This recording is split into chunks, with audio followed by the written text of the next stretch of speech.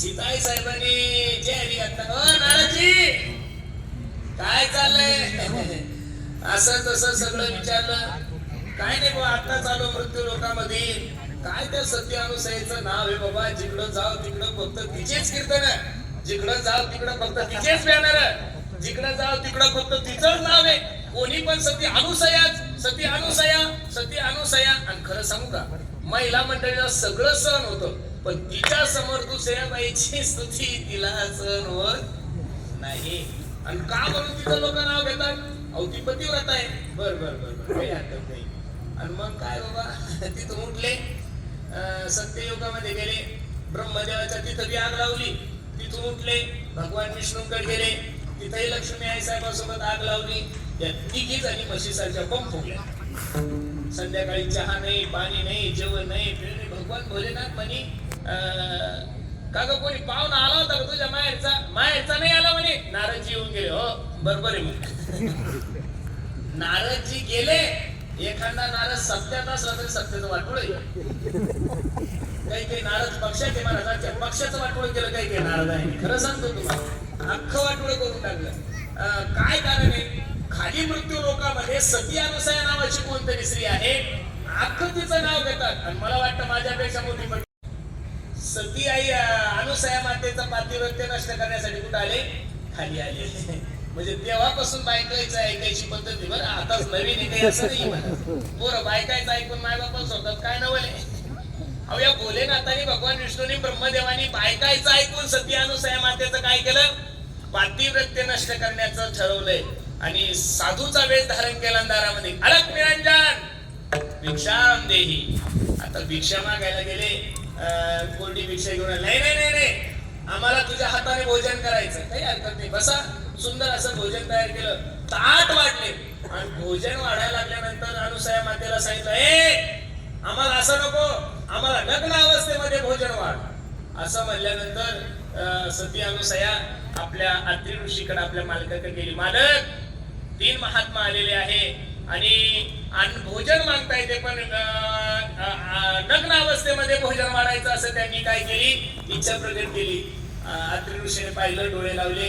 हे साधू नसून कोण आहे? तीन देव आहे. अगं काळजी करू नको, जा, ते जगाचा मालक येतो. आणि जगाच्या मालकासमोर लेकरं उघडा असलं कारण काय, त्याला काय ताणे? पण कमंडलूचं पाणी मांत्रिक सांगितलं, जा तिघांच्या अंगावर पाणी टाक. सती आई साहेब आल्या, अनुसया माता आल्या, आणि तिघांच्या अंगावर काय टाकलं? पाणी टाकल्याबरोबर 6 महिन्याचे लेकरं झाली. काय झाले? मग आता 6 महिन्याचं लेकरू झाल्यावर त्याला स्तनपान केलंय, त्याला जेवू घातलं, सगळं काही केलं. पण पार्वती टेन्शन मध्ये बसली. बाई आचारसंहिता संपली तरी आमचा माणूस घरी गेला कुठं? 15 दिवसाची आचारसंहिता असती. आज 22 दिवस झाले, 3 ला निकाल लागणार होता. याने काय केलं? 21 नको. या देशात काय चाललं देव जाणे बाबा. तुम्हाला माहित आहे संतोष भाऊ, कठीण आहे. सोडून द्या गड्या, हुशार माणसं राजकारणाच्या नादी लागू. कधी काय होईल काही. अरे आतापर्यंत मॅनेज होत होते, ऐकलं मी, कार्यकर्ते मॅनेज होते. आता तर कोर्टही मॅनेज व्हायला लागलं आणि निवडणूक आयोगही मॅनेज व्हायला लागली. मग मतदान करायचंच कशाला? सोडून द्या, त्या बातमी करू नका. मस्त गळ्यामध्ये माळा घाला, रामकृष्ण हरी म्हणा. प्रचाराला 15 दिवस होऊन गेले, अजून घरी नाही आले. पार्वतीला सांगितलं, बाई आता मला येईल म्हणून काही सांगता येत. तुम्ही पातिव्रत्य नष्ट करण्यासाठी त्यांना पाठवलं. तिनं त्यांना 6 महिन्याचे लेकरू करून ठेवलं. तिघी जणी काय भरलं, कसं करा? जा तुमचे नवरे घेऊन या. आता या तिघी जणी वाजत निघाल्या. आता देवाच्या बायका म्हणल्यावर तिथं काय कमी असेल मला? ठण ठण ठण ठण केल्या. पाहिलं तिघ जण झोपलेले होते. आता 6 महिन्याचे लेकर तिघ सारखे दिसू लागले.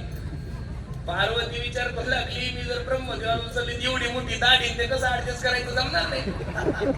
लक्ष्मी आई साहेब म्हणू लागली, बाई मी जर चुकून महादेवाला उचलले तर तिथं काय उकंड्याची राग लावतो. आपला तर मेकअपचा खर्च 10,000 रुपये दररोज आहे. कसं जमत? सगळ्या भरणी झाल्या. काय करावं, कसं करावं, काय करावं, कसं करावं? शेवटी पर्याय नाही राहिला. अनुसया मातेकडे गेली, माय माफ करा मला, आम्ही चुकलो.